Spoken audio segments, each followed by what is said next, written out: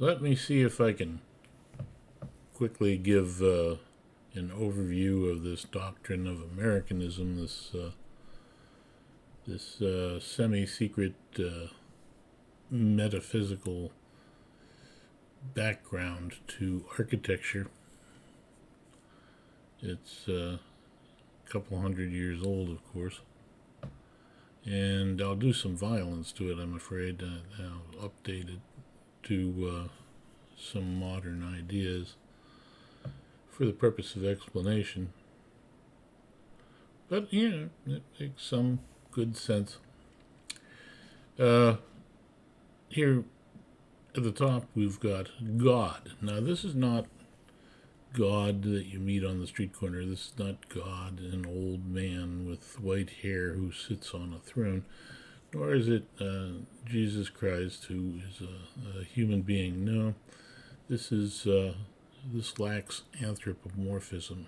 Let me give you a more direct idea that you can prove this kind of God exists simply by invoking causality and the English language.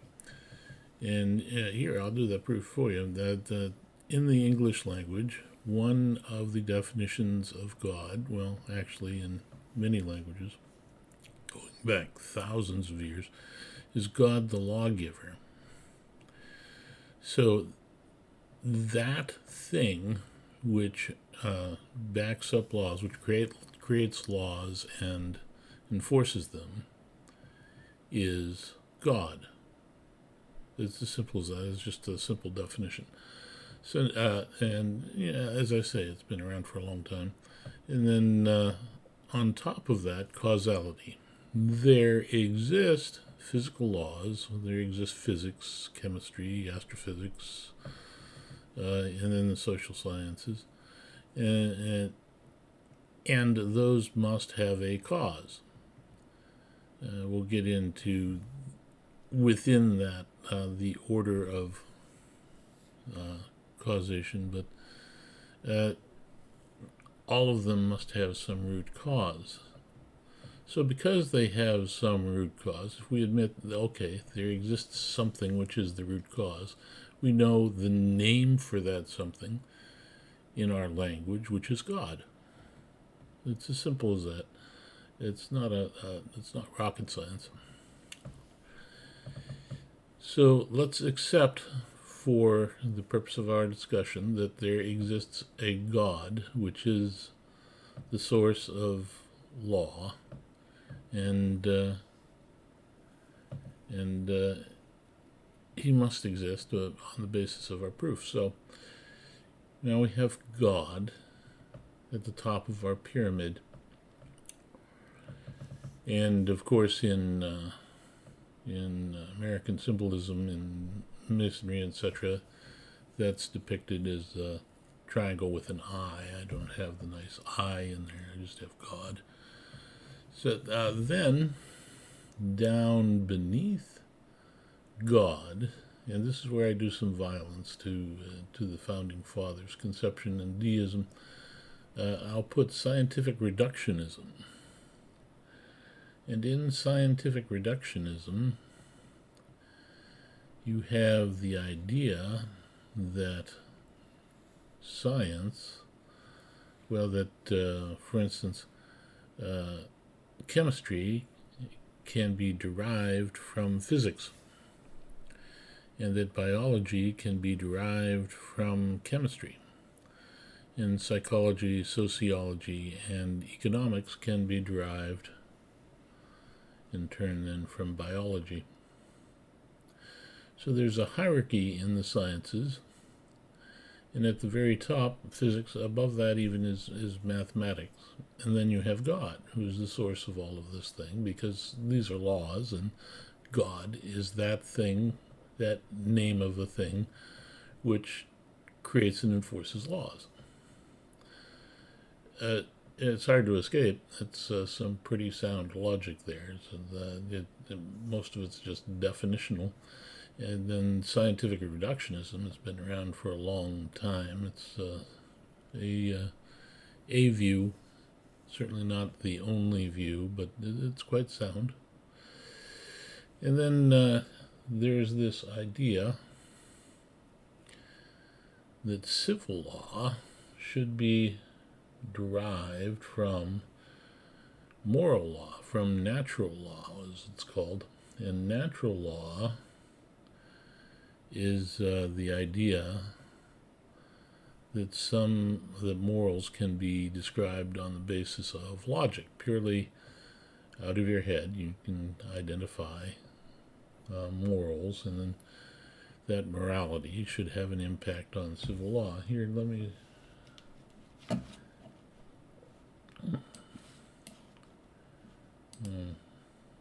You gonna move? There we go. Natural law is the foundation for legal traditions. Here, just an example from the First Amendment Encyclopedia. Here you can see mtsu.edu. It's just an example. There are many examples describing this philosophical notion of deriving civil law from moral law, but instead of just saying we're going to derive it from scratch, let's derive it from psychology, sociology, and economics, and that will be the basis for our arguments of morality, and that will drive civil law. Okay, now we have, again, I've done violence to the poor deism of the Founding Fathers, but that's the update. So then if we derive civil law from the science, we have a sound basis for it and for our logical arguments. Now, there's levels of civil law. There's federal, state, and counties, or municipal civil law. And these, the structure at the federal level gives us a structure that we duplicate at the state level and emulate at the county level. And it goes all the way down. So these, one implies the other. Then we'll switch gears a little from civil law to the nuclear family. Here we were talking about something very abstract. And to do this, back here in science, we're going to take this hard science, the physics, chemistry, astrophysics, mathematics, and we're going to say that that's universal. And the soft sciences will say that those are global. They're not relevant to the Earth, just the Earth. They don't really also apply on Mars, say. So we have the universe, and then we have the Earth. Then we have civil law, federal, state, and county, now down to the nuclear family. So now we're getting into smaller and smaller units of society, and the nuclear family is important to Americanism, important to traditional values. And from the nuclear family, when you are growing up, you're supposed to learn character, and you're also supposed to learn from character how to be good at your job, craftsmanship, your vocation, what your purpose is. So this tells you how then to run your life with character and vocation, all the way down from God, as we've defined it. Now, this definition of God does not preclude Jesus or any of the other things that you might come up with in various forms of religion. It doesn't even preclude polytheism, I don't think, if you stretch it around a little bit.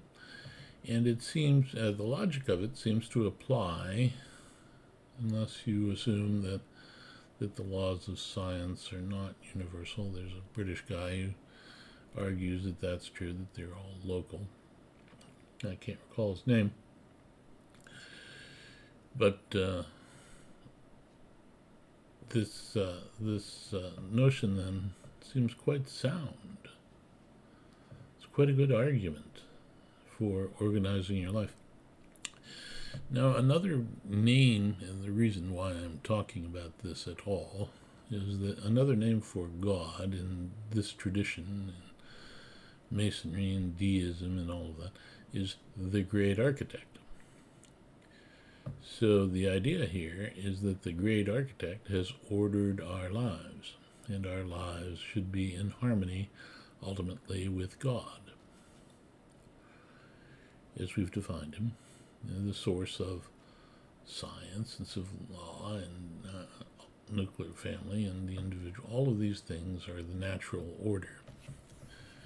And so if you are on the other side of this argument and you argue that we can know nothing, all is chaos, everything is subjective, then this makes no sense to you.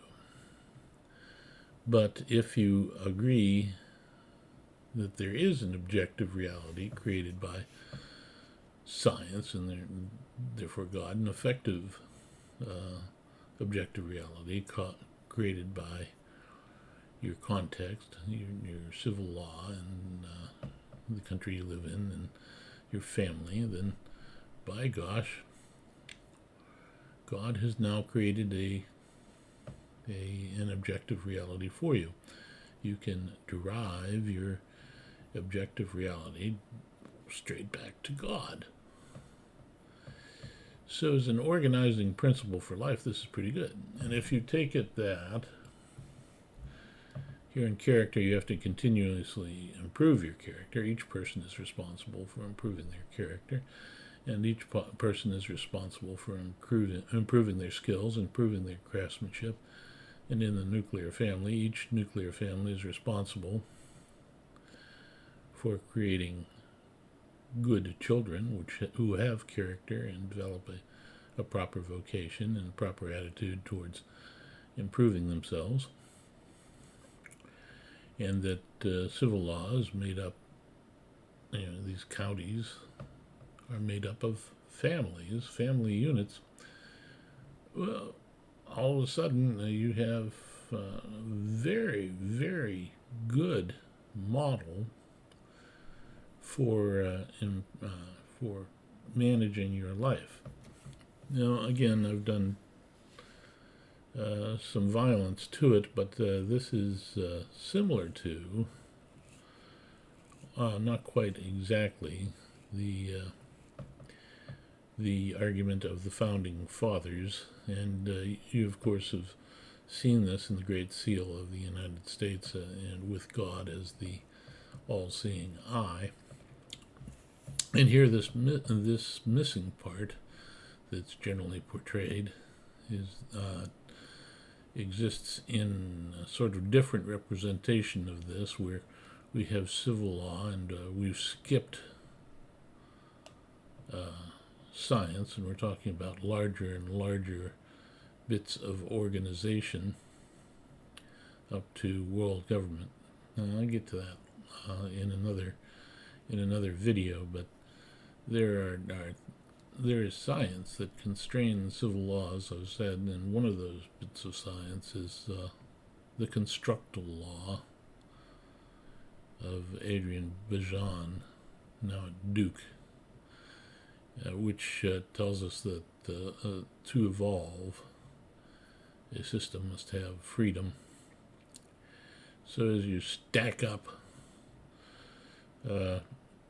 different layers of government here, county, state, federal, and then ultimately something like the EU, perhaps, and regional government, and then world government. Each of these things must leave freedom for the layer below it. And when leaving freedom, that means that as you go up, each of these exerts less and less control, or control over fewer and fewer areas. But, of course, these government entities like to take over the world and have control of everything, and they don't necessarily follow the science. They don't leave the areas beneath them free with the freedom to evolve. So this then causes problems. But if you follow this, follow the paradigm put to us from the founding fathers, it makes clear why. So that's it. That's just a brief overview of this hidden doctrine, and updated a bit for modern parlance. That's all I've got on this subject. Hope it helps.